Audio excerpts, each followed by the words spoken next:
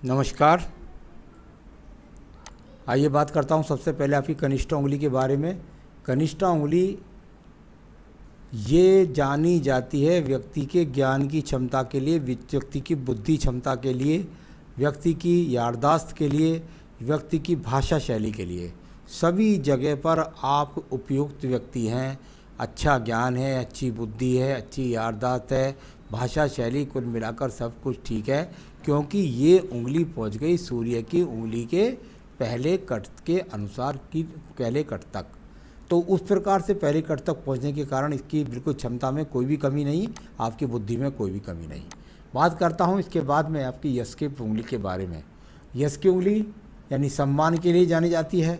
बहुत ज़्यादा ऊंचाई प्राप्त करने के लिए इस पर बहुत गहरी गहरी लंबी लाइनें खड़ी हो जाती हैं। कुल मिलाकर देखता हूं तो कोई ये अपने आप में किसी भी प्रकार से ऐसी उंगली नहीं है कि आप किसी प्रकार का कोई बदनामी का काम करते हैं, साथ ही साथ यहाँ पर कोई बहुत ज़्यादा क्रोध करते हैं, ऐसी भी स्थिति नहीं है। हो सकता है थोड़ा सा गैप आ रहा है शनि की और आपकी सूर्य की उंगली के बीच में, तो कुल मिलाकर बड़े भाई बहन जो हैं उनसे थोड़ा संबंध में खटाव हो सकती है। तो यहाँ यह सम्मान में किसी प्रकार की कमी नहीं, बदनामी का कोई योग नहीं। आइए बात करते हैं शनि की उंगली के बारे में।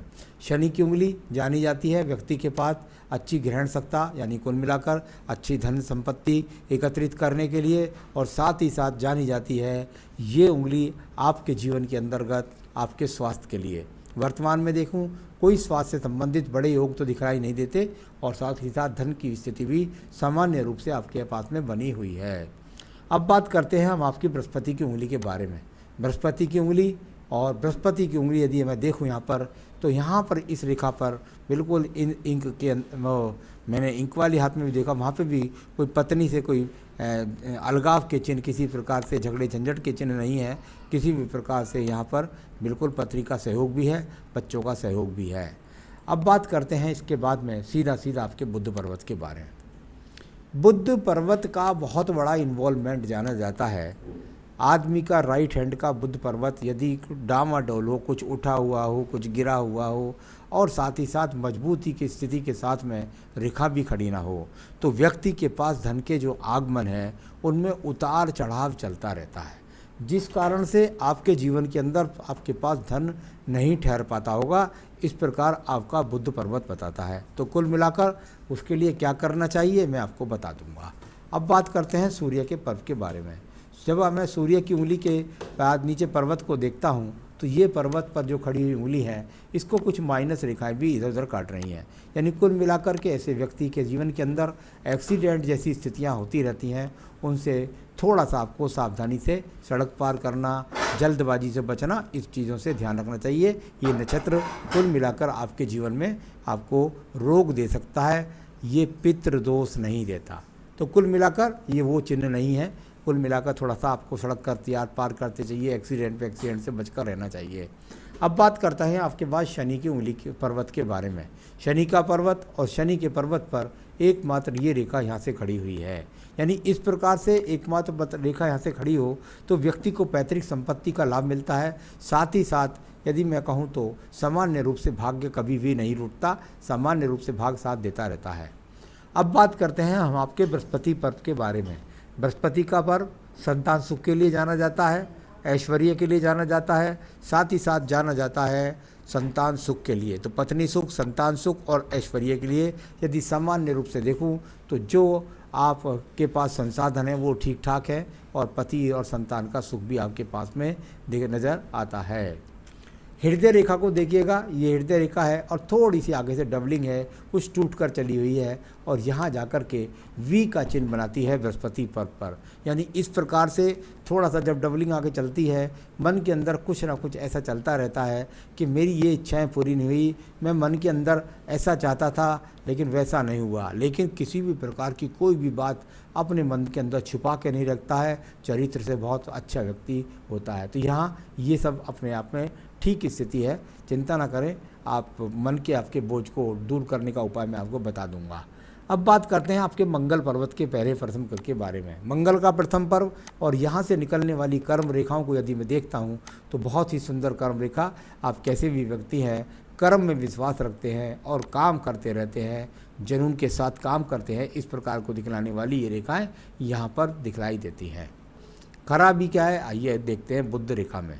बुध रेखा यानी बुद्धि रेखा ये चली और एकदम डाउन हो गई।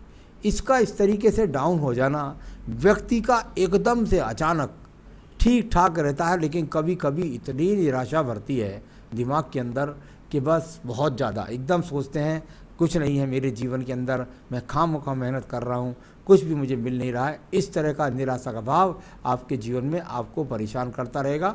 उसके लिए आपको बचना होगा ऐसी निराशावादी बातों से बचने के लिए। बात करते हैं द्वितीय मंगल पर्वत। द्वितीय मंगल पर्वत बहुत ही उत्तम स्थिति के साथ में है, यानी जब उत्तम पर्वत होता है तो उसका फल भी मिलते हैं। जैसे आपको झगड़ों झंझटों में विजय प्राप्त होगी, आपके पास कोई मुकदमा नहीं है, किसी भी प्रकार की विपत्ति से आपको बचा कर ली जाएगा, आपको ज़मीन जायदाद के कामों से, खेती के कामों से तरक्की उन्नति दिलाएगा। ऐसा पर्वत आपका यहाँ पर मौजूद है। चलिए बात करता हूँ चंद्र पर्वत के बारे में। यहाँ चंद्र पर्वत और इसको देखता हूँ तो अनुकूल है। ये तो कोई कटने वाली रेखा लग गई होगी, ये कोई कट लग गया होगा खेती बाड़ी के काम में।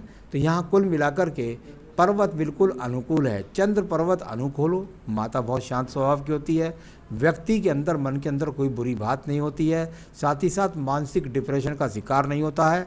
जीवन के अंदर कोई भी ऐसा रोग नहीं आएगा जो आपको करोड़ों खर्च करा दे, तो ऐसा भी नहीं। तो कुछ मिलाकर ये बहुत ही सुंदर चंद्र पर्वत आपका यहाँ अनुकूल है। अब बात करते हैं इसके बाद में आपके पास व्यापारिक रेखाओं की। कोई व्यापारिक रेखा आपके हाथ के अंदर नहीं है। अब भाग्य रेखा को देखिएगा। भाग्य रेखा मणिबंध की रेखा के साथ संपर्क बना करके चले तो व्यक्ति का भाग्य अपनी परिवार से चलता है। जब ये आयु रेखा के इतने खंड से चलता है तो ऐसा भी देखने में आता है कि व्यक्ति की बहुत लंबी आयु तक उसका जो काम है वो अपने पिता के अनुकूल चलता है या अपने बड़ों के अनुकूल चलता, अपने स्वयं के निर्णय। वैसा व्यक्ति का कभी कभी तो मैंने देखा है कि बहुत लंबी उम्र निकल जाती है, जब जा कर के का आपके हिसाब से देखूं तो हो सकता है कि 35 वर्ष की आयु तक आप अपने दूसरों के अनुसरण में रही हो, स्वयं की निर्णय सत्ता से आपने काम के डिसीजन लिए ही ना हो। तो इस प्रकार से ये रेखाएं पैतृक संपत्ति के साथ साथ दिखलाने वाली रेखाएं भी भाग्य रेखा अनुकूल है और लगातार अच्छी चलती रही है, कोई भी घबराने की बात नहीं है। चलिए अब बात करता हूँ इसके बाद में आपके शुक्र पर्व के बारे में। शुक्र पर्व और यहाँ सामान्य संसाधनों के लिए जाना जाता है। एक बात मैं आपको बता दूँ, जो किसान होता है, जो खेती करने वाला होता है, उसके मन के अंदर हमेशा ऐसे चलता रहता है कि मैं तो है, मेरे पास धन ऐश्वर्य नहीं। क्योंकि किसान की ज़िंदगी एक ऐसी ज़िंदगी है जो हम जैसे करोड़ों लोगों का पेट भरते हैं आप लोग, तो उनके जीवन के अंदर ये बिल्कुल उनका जीवन लग्जरियस जैसा दिखता नहीं। लेकिन आपके पास जो लग्जरियसता है, आपको समय पर भूख भी लगती है, आपको समय पर प्यास भी लगती है, आप आनंद की नींद भी सोते हैं, ऐसा सुख अच्छे संपन्न लोगों को नहीं होता। तो ज़रूर यहाँ पर मैं इसको ख़राब क्षेत्र नहीं कहता, मैं इसको लग्जरियस ही कहता हूँ। जिसको अच्छी नींद आए, जो अच्छा खाना खा सके, जो उसको पचा सके, वो सारी स्थितियाँ आपके शुक्र पर्वत पर है, तो मैं तो कहूँगा आपका लग्जरियस जीवन है। आइए बात करता हूँ इसके बाद में सीधा आपकी यहाँ संतान रेखाओं की। आपके हाथ से कम 3 संतान रेखाएं चलती हैं और संसाधन भी ठीक ठाक है। तो ये सब मैंने आपकी हाथ की रेखाओं के पर्वतों के बारे में बताया। आयु रेखा देखिए, आपकी आयु रेखा बहुत ही बढ़िया छिछोड़ी किस्म की बन करके और यहाँ थोड़ा सा जा करके बहुत 80 वर्ष की आयु है। तो आयु वर्ष भी आपकी बढ़िया है। अब बात करते हैं आपके सवाल की। बीमारी रहती है, सबसे पहले कहा आपने बीमारी रहती है। मैं आपको कह रहा हूँ लगातार, बीमारी गहरी बीमारी कुछ नहीं है। तो ये क्या है, जब इस तरह की गहरी बीमारी लगातार व्यक्ति के शरीर में लगी रहती है तो बस कुछ नहीं है, आप अच्छी सी जांच करा लीजिए, आपको पता लग जाएगा। उसके पास वो दवाई लीजिए, ये बीमारी आपके पास लगातार नहीं रहने वाली है। बस मेरे को तो आपके दिमाग में एक ही बीमारी लगी थी कि कभी भी आप जल्दी से नर्वस हो जाते हैं, घबरा जाते हैं, और बाकी कोई बड़ा रोग आपके पास नहीं रहना है। मैं उपाय लिख दूंगा, फिर बिल्कुल आपको वह बीमारी आपसे दूर दूर भग जाएगी। थोड़ा सा लगातार देखने में कि हाँ बिल्कुल ये हृदय रेखा थोड़ी पीड़ित है तो व्यक्ति बीमार रहता है, तो वो दूर हो जाएगा। मैं उसका उपाय लिख देता हूँ। पितृदोष है या नहीं, बिल्कुल नो, कहीं से कहीं तक इस हाथ के अंदर कोई भी पितृदोष नहीं है। खेती पशुपालन का काम है, अच्छा नहीं रहता, और क्या काम करें आइए बता देता हूँ। आपका मंगल का ही काम बनता है, क्योंकि आपके मंगल के पर्वत अच्छे निकले। तो मंगल के काम में आपने खेती का काम कर रखा है, हार्ड काम है, पशुपालन का काम है, हार्ड काम है। तो ये दोनों ही बहुत हार्ड काम है। तो इसको से आपको लाभ मिलेगा। आप कि तो सबसे ऊपर अपने ऊपर अकेला मत ढोइए इन कामों को। इसके लिए अगर आप किसी को असिस्टेंट रखते हैं, कोई घर वालों का सहयोग लेते हैं, किसी नौकर का सहयोग लेते हैं, तो उससे आपको मानसिक सांत्वना भी मिलेगी और धीरे धीरे आपका काम आपके कब्जे में आएगा। और आप अच्छी तरह मेहनत ना करके पूरी देखभाल करिए अपने काम पर कि कौन सी कड़ी में मेरी जो है चूक हो रही है जिसकी वजह से मुझे लॉस हो रहा है। क्योंकि यहाँ भाग्य रेखा में कहीं लॉस नहीं है, कहीं बुद्धि रेखा में लॉस है, कहीं आपकी देख रेख में कमी है। तो उस देख रेख को देखिए कि कौन सी कड़ी कमज़ोर है जिसकी वजह से मुझे लाभ नहीं मिलता। साथ में यदि आप काम करना चाहते हैं तो एक दुकान कर लीजिए आप, बदरपुर रोड़ी सीमेंट इनकी दुकान कर सकते हैं, उसका भी लाभ आपको साथ में मिल सकता है। तो इस प्रकार से आप इन कामों को भी साथ में जोड़ सकते हैं। इस काम को बंद मत करिएगा, इससे ही आपको लाभ मिलेगा, इससे ही आपके जीवन में उन्नति तरक्की सब चीज़ें मिलेंगी। बस इनको थोड़ा सा बुद्धि रेखा का इस्तेमाल सही तरीके से करिए, मन में पीड़ा मत रखिए। उपाय बता रहा हूँ ये कर लीजिए।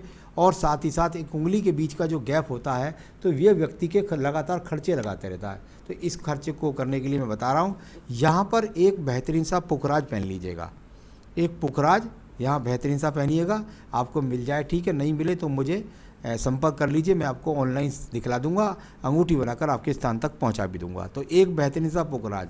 साथ ही साथ दूसरा, रोगों को काटने वाला और सारी संपत्तियों के लिए बस एक ही उपाय बताऊंगा, कृपया करके जरूर उसको करें। ना करें तो कम से कम रोज़ सुन तो उसे ज़रूर ही लें, पहले करें पढ़ें तो अच्छी बात है।